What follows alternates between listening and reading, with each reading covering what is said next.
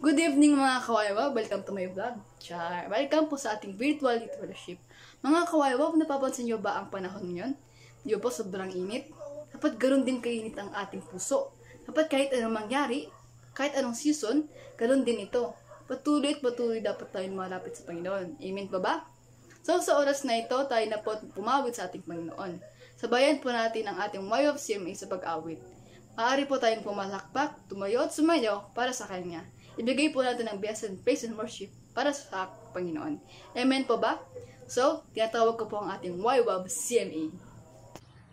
Good evening po sa ating lahat. Ito na naman po yung oras upang ating katagpuin ang ating Diyos. Ngunit bago po natin siya alayan ng papurit pagsamba, tayo'y manalangin. Yes, Father Lord God in heaven, the mightiest name of Jesus, O Lord God, Panginoon, muli nagpapasalamat na naman po kami sa oras na ito, O Lord God, na muli kakatagpuin ka na naman namin, O Lord God. Lord, maraming salamat po sa patuloy na paggabay at pagbibigay ng biyaya sa bawat isa, O Lord God. Maraming salamat po dahil hindi niyo po kami pinapabayaan, O Lord God, na patuloy ang pag-ibig at grasya mo sa bawat isa, O Lord God. Panginoon, humihingi po kami ng kapatawaran sa lahat ng aming mga nagawang kasalanan, O Lord God. Forgive us, O Lord God, and cleanse us, O Lord God, by the mighty blood of Jesus Christ, O Lord God. Panginoon, sa oras na ito, hayaan mo na ang iyong banal na Espiritu ang siyang kumilos sa kalagitnaan ng bawat isa, O Lord God. Hayaan mo na anumang uri ng gawain ng kalaban ngayon, O Lord God, we rebuke it, O Lord God, in the mightiest name of Jesus Christ, O Lord God. Hayaan mo na ikaw ang siyang kumilos, O Lord God. Lord, hayaan mo na ikaw ang siyang maparangalan, madakila sa gagawin naming pagkanta, O Lord God, at naway maging matagumpay na naman ang gagawin naming ito sa iyo, O Lord God. Amen. Thank you, Lord, for everything. This we pray in Jesus' name. Amen. Amen.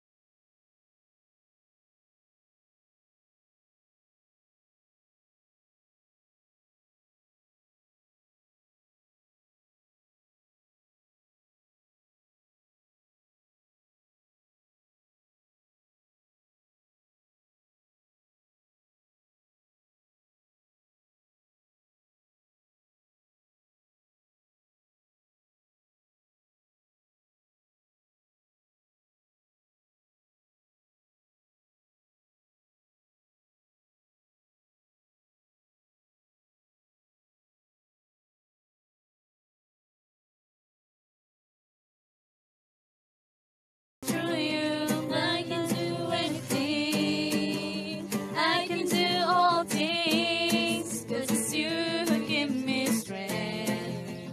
Nothing is impossible. Through you, blind eyes are open, strongholds are broken. I'm living by faith. Nothing is impossible.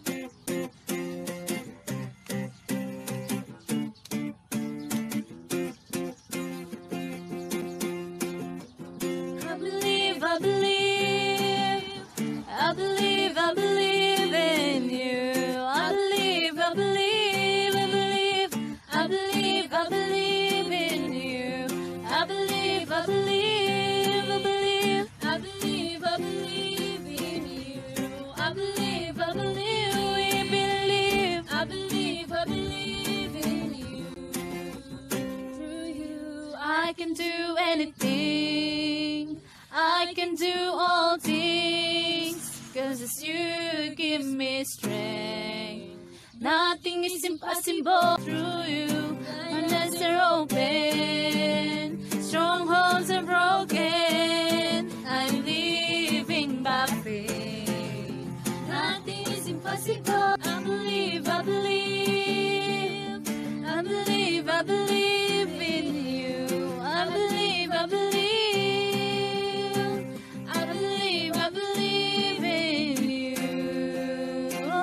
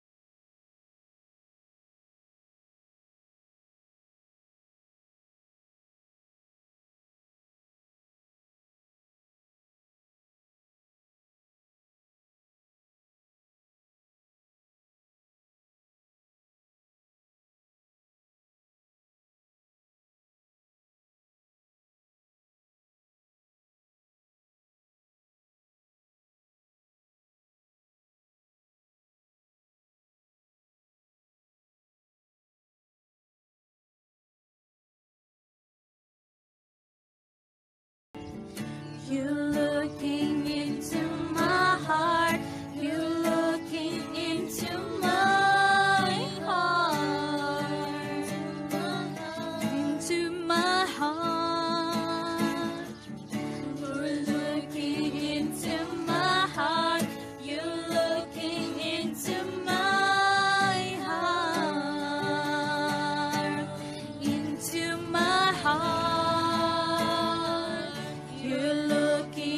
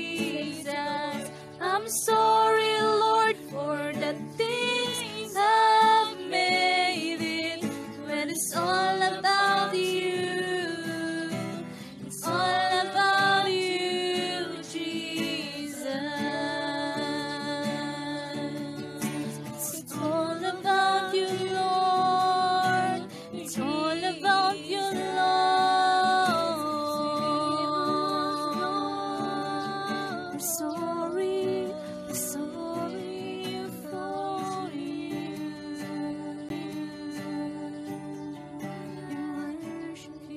Yes, Lord. Hallelujah, O God. Hallelujah, Lord Jesus. Patuloy kang madakila sa aming mga buhay. Patuloy ka namin pinupurit at sinasamba, O God, sa aming mga buhay. Hayaan mo, Lord, na ang banal mong Espiritu ang siyang patuloy na mangusap at hayaan mo na ikaw ang maging sentro sa lahat ng aming gagawin, O God. Thank you, Lord, for everything, sa lahat ng kapurihan, kadakilaan, pasasalamat. Ito ang aming dalangin sa pangalan ni Jesus. Amen.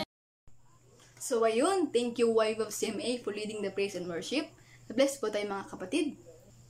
Amen. So ngayong gabi, tayo na po makinig ng salita ng Diyos. Excited na po ba tayo? Amen. Dapat ma-excite po tayo mga kawaywab.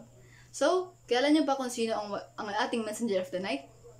Nagbigay po ako ng clue. Siya ay mabait, maganda. Siya po isang college student na nag-aaral sa Cagayan State University na may kursong BS in Agriculture and Biosystem Engineering. Kilala niyo ba ang kawaywab? So, di ko na papatagalin. Kapag kilala ko po si Ate Danica Laggi, or in short, Ate Den. So, ayan, isa pong mapagpalang gabi para sa ating lahat. Welcome po muli sa ating Youth Fellowship. So, sana po ay nakapag-enjoy po tayo sa ating praise and worship kanina. At ngayon naman ay naway handa na ang ating puso na makinig sa salita ng Diyos. So, uumpisahan ko po ito ang itong exhortation na ito sa isang secular na kasabihan. Sabi ni Heraclitus, sabi niya dito, change is the only constant in life. Ang ibig pong sabihin nun, kung meron daw pong permanente or yung tuloy-tuloy na nangyayari dito sa mundo or sa buhay ng tao, ay yun ay ang pagbabago. Ngayon po ay tatanungin ko kayo. Alam niyo po ba na isa sa kalooban ng Panginoon ay maging bahagi tayo ng pagbabago? Baka sabihin nyo, Ate Den, paano mo naman po yan masasabi?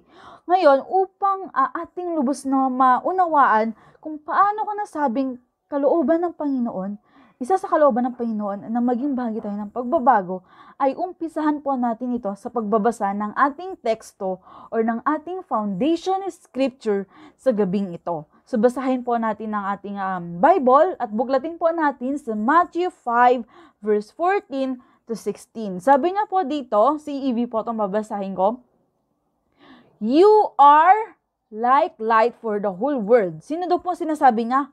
You. Sino ba itong you? Ito po ay tayo. Ako, ikaw, or yung katabi mo, kung sino ang katabi mong nakikinig ngayon, nakasama mong nakikinig or nanonood, tayo po yung sinasabi ng Panginoon na you dito. Ano daw po ba tayo? Light. So ano po ba yung light na sinasabi dito? Sabi niya sa Genesis 1 verse 1 to 3, in the beginning, God created the heavens and the earth. The earth was barren with no form of life. It was under a roaring ocean, covered with darkness. But the Spirit of God was moving over the water. On the first day, God said, I command the light to shine. And the light started shining. So, ibig sabihin po, mga kapatid, light is the catalyst from which God started change. Bakit? Kasi sabi niya sa Genesis 1 verse 1 to 3, He transformed the world from emptiness. Kasi sabi niya, no form of life and darkness, sabi niya, covered with darkness, into, life. And God did that through or with light. Diba? He began the creation with light. He began generating life with light. At saan daw po ba tayo magiging light? Sabi niya po dito ay for the whole world. So, ibig sabihin po, dun sa sinabi na sa Matthew 5 verse 14, na you are like a light for the whole world. Ibig sabihin dito, God wants us as a light to become a catalyst of change for what? For the whole world. At sabi niya pa doon, di ba? Sabi niya pa sa verse 15, where it can give light to everyone. Meaning po, it excludes no one and nothing. Ibig pong sabihin nun, God has appointed us bilang isang Kristiyano na maging catalyst of change para sa lahat.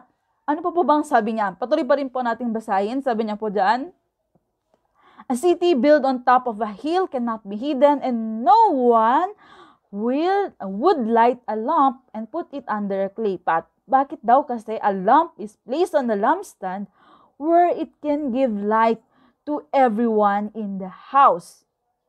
Ibig pong sabihin nun, God did not choose us to get confined or be limited lang na ang pagiging light natin sa ating sarili. Hindi natin pwedeng sabihin na, ay, hindi, ang kalooban lang ni Lord na kailangan kong baguhin ay aking sarili kasi kailangan focus ako sa personal growth na lumago ako para sa Kanya. Oo, tama yun. Pero sabi dito, para sa lahat. So, ibig sabihin, God wants us to be used hindi lang sa kung saan convenient tayo, kundi para sa lahat. At pagpatuloy pa po natin, sabihin dito, para saan po ba? Sabi niya dito, why do God want us to become a catalyst of change? Sabi niya sa verse 16, make your light shine so that others will see the good that you do and will praise the Father or your Father in heaven. So, ibig sabihin po, God wants us to become catalysts of change so that through our action, people will see and they will know who our God is. And through that, sabi niya doon, they will praise your Father in heaven. So, ibig sabihin po, para sa Panginoon, upang makilala ng tao ang ating Panginoon at upang mabigyan natin ng kaluguran ang Panginoon. Pero paano ba natin yun ma-fulfill? Paano po ba ang pagiging light or catalyst of change natin bilang isang Kristiyano? Para maunawaan po natin yan, ay pagbubulay-bulayan natin ang iba't ibang mga paraan ng mga man of God kung paano sila naging catalyst of change during their time. But before that, unawain muna natin kung ano po ba yung change na sinasabi dito. The change na sinasabi dito is not just about personal change. Sabi ko nga kanina, hindi lang self-growth ang sinasabi doon. Or yung change within us lang. But it also speak of social change. At the end, paano po ba ninyo sabi yan? Yan. Ibig sabihin po, hindi lang po ito nakakonfine sa community of believers. Hindi lang po ito nakakonfine sa simbahan lang. Ating pagiging ilaw ay, para saan po ba? Basahin natin sa Matthew 23 verse 23.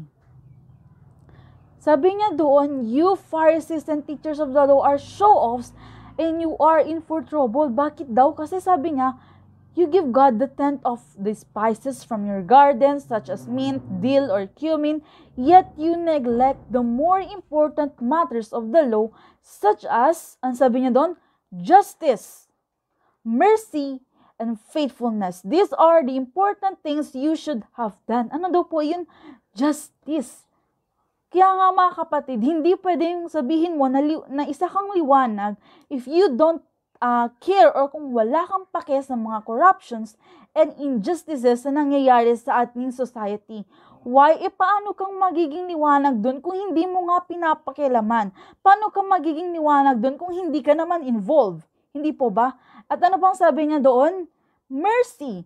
Hindi rin naman pwede na matawag tayong liwanag kung ang awa natin at kung ang puso natin ay para sa mga believers lang. Hindi po pwedeng sabihin natin, ay, di naman Gia yan. Ay, hindi naman born again yan. Hindi ko yan tutulungan. Tama ba yun? Hindi. Dahil sabi nga niya, basahin pa po natin, buklatin nyo, sa Matthew 5 verse 46 to 48, if you love only those people who love you, will God reward you for that? Even tax collectors love their friends. If you greet only your friends, what's so great about that? Don't even unbelievers do that? Sabi niya doon, but you must always act like your Father in heaven. So, ibig po sabihin, wag nating i-confine yung ilaw natin sa atin lang. We should be light sa world, sa ating society, sa ating community. Tatandaan po natin yan, mga kapatid. Then finally, sabi niya, faithfulness. Ito na yung sinasabi nating intimacy or spiritual intimacy natin kay God. At ano pa po bang sabi niya? Though you should not have left the others undone either. Ibig sabihin po dito, pareho pong importante. Sabi ko nga kanina, yung change na sinasabi kanina ay hindi lang personal, hindi lang spiritual, kung hindi social change lang. Social change din po. Ibig sabihin, Jesus is stressed out here na kailangan din nating i-involve yon. Kailangan din nating maging liwanag, hindi lang sa atin-atin lang. Amen po ba? Meaning, when we serve God, we should not neglect our social or secular responsibilities. Bakit? We must be catalyst of change in both spiritual and social matter or social community. So ngayon, naway naunawaan na po natin kung ano yung change na sinasabi dito. Ngayon, upang lalo pa natin maunawaan, patuloy po natin pagbulay-bulayan kung paano ito magagawa. Sabi ko nga kanina, pag-usapan natin yung iba't ibang kaparaanan ng mga alagad ng Diyos nung panahon nila, ng mga man of God. So, umpisahan po natin yun sa ating unang punto ngayon. Number 1 is listen. Sabi kanina, di ba, paano? Number 1, listen. So, listen to God. Ito po ay nasa buhay ni Samuel. Alam naman po natin na si Samuel ay isang leader ng Israel. Siya ay ang huling judge. So, ang judge kasi ng panahon na yun ay parang sila yung nag-lead sa Israel or sa bansa nila. At kung hindi nyo po alam, ay mababasa nyo po yan sa book of 1 Samuel at 2 Samuel, yung buhay ni na si Samuel po ay siya po yung nag-inaugurate. So, ang ibig pong sabihin nun, na-establish po nag-inaugurate ng kingdom. Meaning po nun ay na-establish po ang kingdom o nakapag-raise po ng mga hari ang Israel sa pamamagitan ng pag-a-anoint ni Samuel sa mga pinilang Panginoon. So, ibig sabihin, si Samuel po ang ginamit ng Panginoon upang magkaroon ng mga hari ang Israel ng panahon nila. Ngayon, how did Samuel began his journey as the catalyst of change? Ayan. So, mababasa po natin yan sa 1 Samuel 3 verse 1 to 10. So, dahil mahaba po yan, ay basahin na lang po natin sa ating mga bahay-bahay. Mamaya, after itong youth fellowship, pwede nyo pong gawing quiet time nyo yan. Kung saan, sa kwentong yon, God spoke to Samuel. Sabi niya, Samuel, Samuel, gano'n niya. Tapos si Samuel, pabalik-balik siya kay Eli. Sabi niya, ano po yun? Ano pong ipag-uutos niyo sa akin? Nandito po ako, nakikinig po ako. Sabi hanggang sa ilang beses niyang ginawa yun, hindi si Eli yung nagsasalita. So, hanggang sa sinabi ni Eli, hindi ako yun, si Lord yun. At anong ginawa ni Samuel?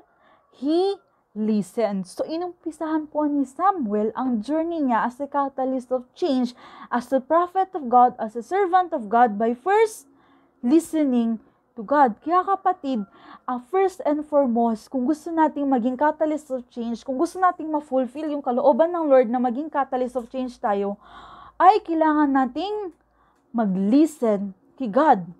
Kasi hindi naman natin ma-fulfill. Halimbawa, hindi mo ma-fulfill ang utos sa'yo ng boss mo unless maririnig mo kung ano yung utos niya talaga.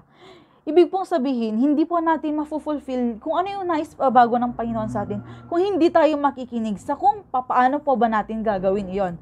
Amen po ba? Ngayon, pangalawa, ano po ang kailangan pa natin gawin? So, pangalawa ay listen ulit. Ano sabi niya?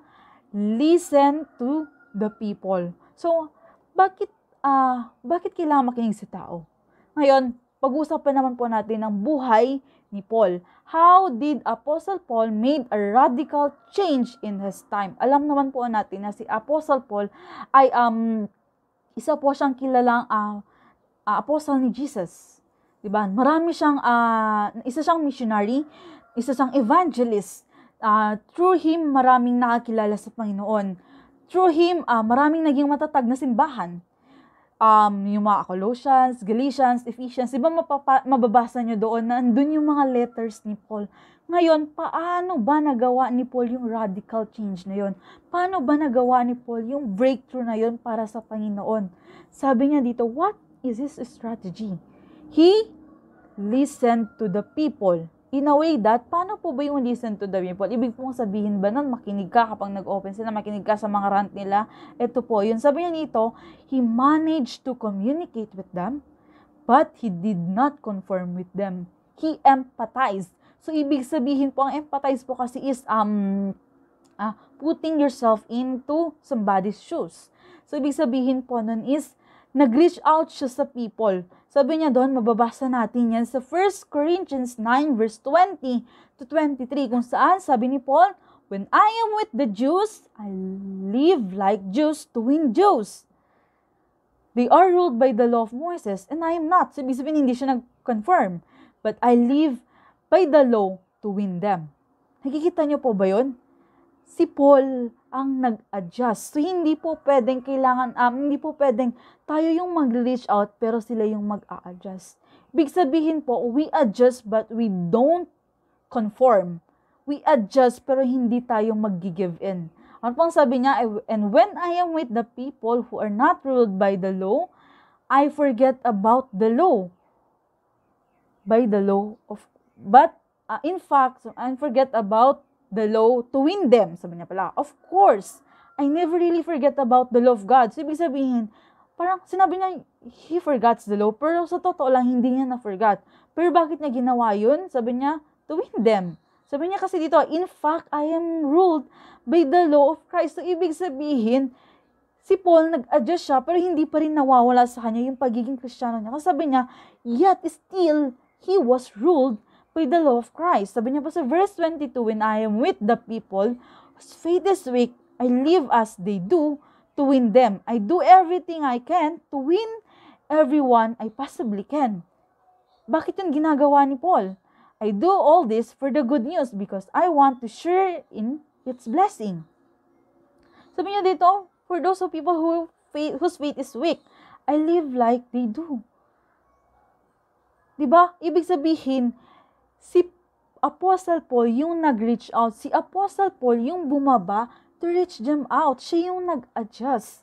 So, ibig sabihin, it is important if you want to start spiritual breakthrough, if you want to start radical change sa ating community, gusto mo makilala nila ang Panginoon, ibig sabihin nun, we should know how to listen to the people.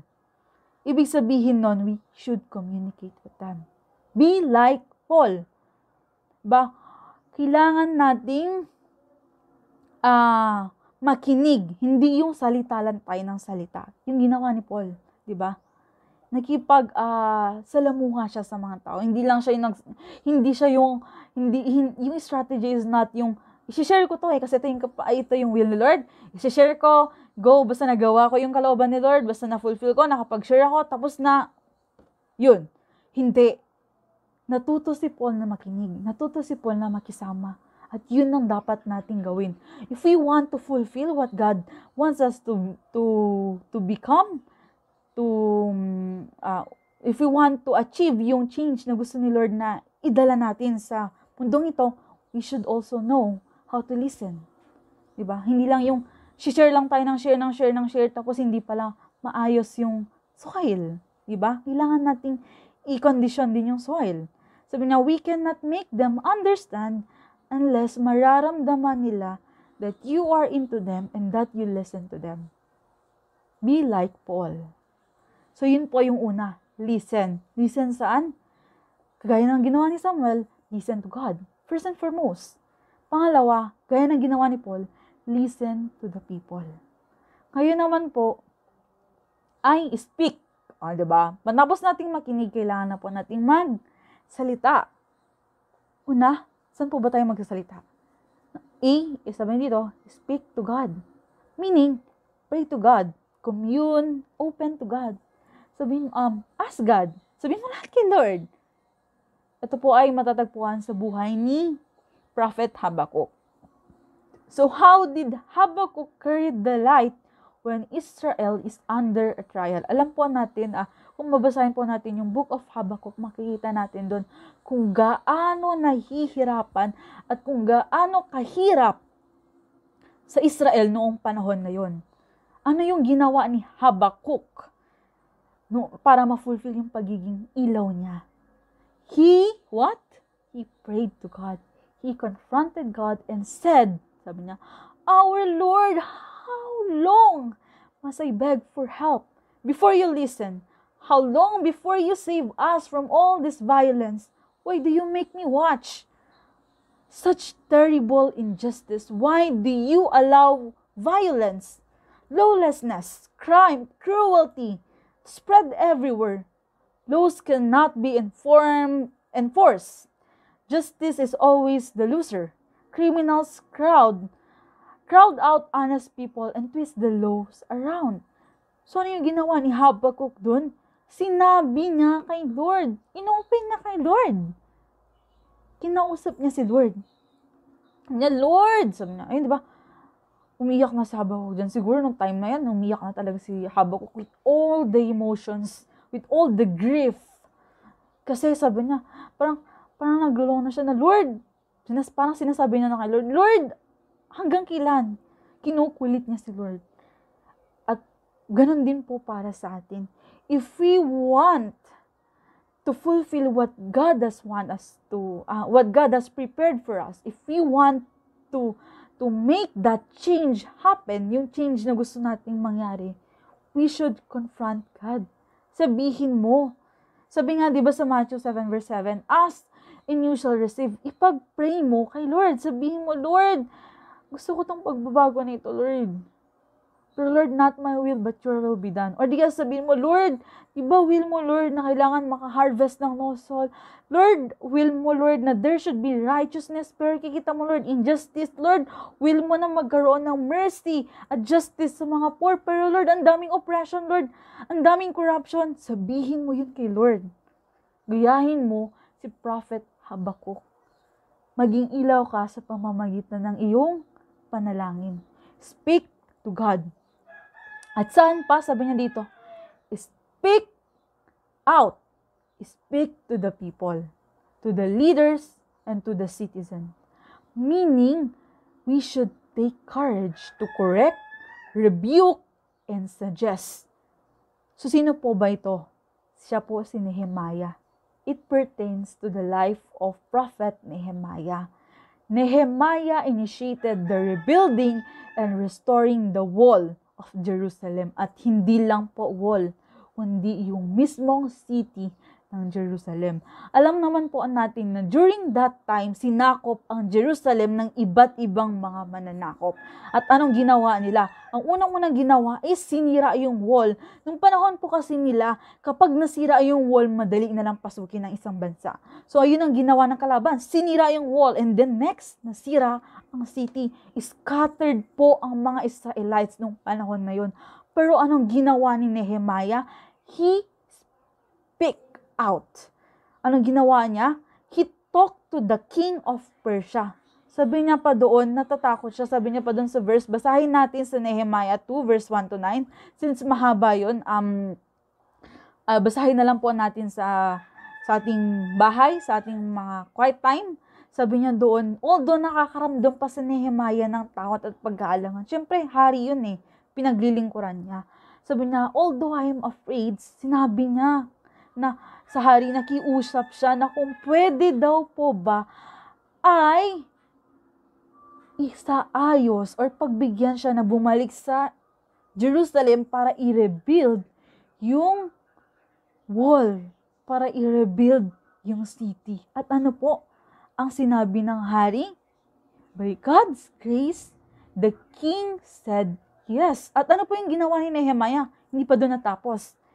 Si Nehemiah, he spoke out to the Israelites and led them to rebuild the walls and the city. Kinausap niya, kinonfront niya, in-instruct niya ang mga Israelites nung panahon na yon. Isipin mo yon, kakausapin mo buong nasyon. Diba? Nehemiah took the courage to speak out. Hindi sabi niya, hindi pwedeng hanggang dito na lang. Hindi pwedeng hayaan natin na sira lang, na manatiling sira ang wall of Jerusalem. Because that's not the will of God. Kaya anong ginawa niya? He initiated to rebuild the walls and the city, and through God's grace, na-rebuild po nila. At hindi lang po ulit dyan natigil. Sabi pa dito, He corrected the people from their corrupt works. Mababasa po natin yan sa Nehemiah 5 verse 6 to 13. Basahin na lang po natin sa bahay natin. Kung saan yung mga tao nag-complain na sila, na yung mga mahihirap, na sila sa corruption, nahihirapan na sila, pero walang justice. Alam na parang napapagdamutan na sila, na-deprive na sila ng karapatan nila. Alam ginawa ni Nehemiah? Kinausap niya yung hindi na yung mga tao, hindi lang yung mga people, hindi lang yung mga citizen. Alam niyo kung ano pang kinausap ni Nehemiah doon? Yung mga leaders mismo ng Jerusalem noong oras na yon. He speak with courage. He speak with a bravery. Ginawa niya yon. Diba? And that's how he became catalyst of change. So, isa po sa paraan upang maging catalyst of change po tayo ay we should know how to speak out. We should have the courage to speak out. We should have the courage na sabihin na mali yan. We should have the courage na sabihin na kailangan ng pagbabago. We should have the courage na sabihin na there should be restoration. We should have the courage to point out what was wrong. Be like Nehemiah. Gaya ng ginawa ni Nehemiah at naway maging katulad tayo ni Nehemiah na may courage. Amen po ba? So yun yung pangalawa. Speak. So una, di ba? Listen. Listen to God.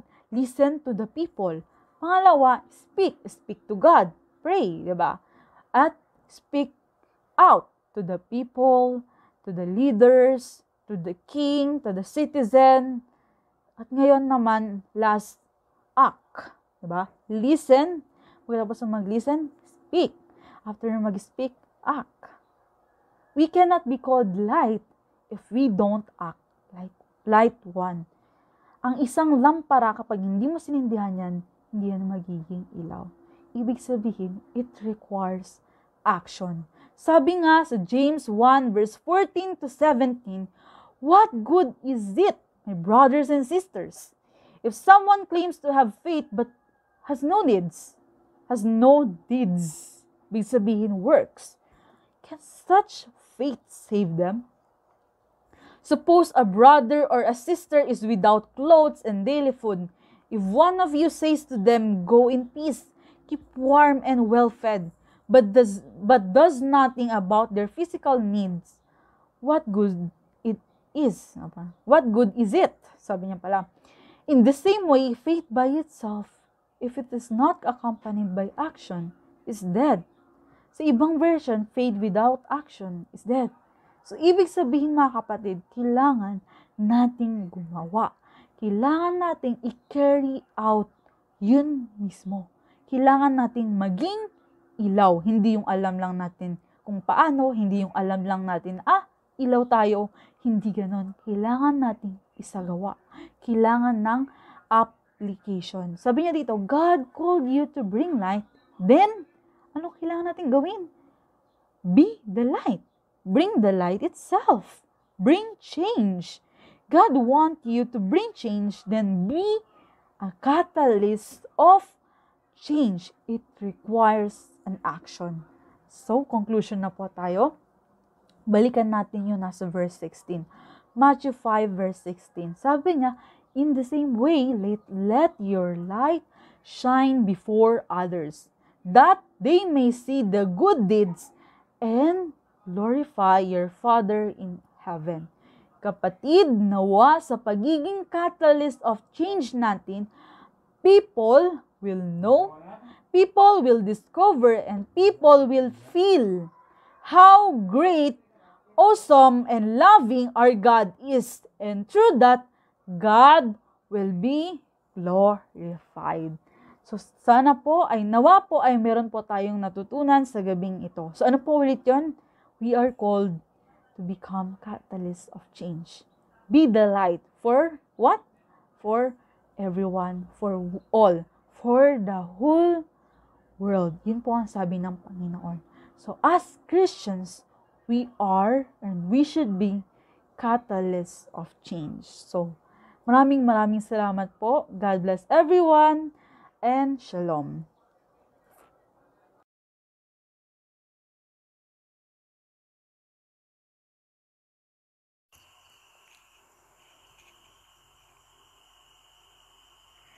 Magandang gabi po sa ating lahat. Ako po si Ate Dali at narito ako ngayon upang ibahagi ang kabutihan ng ating Panginoon sa aking buhay sa kalagitnaan ng mga inevitable changes and uncertainties in my life.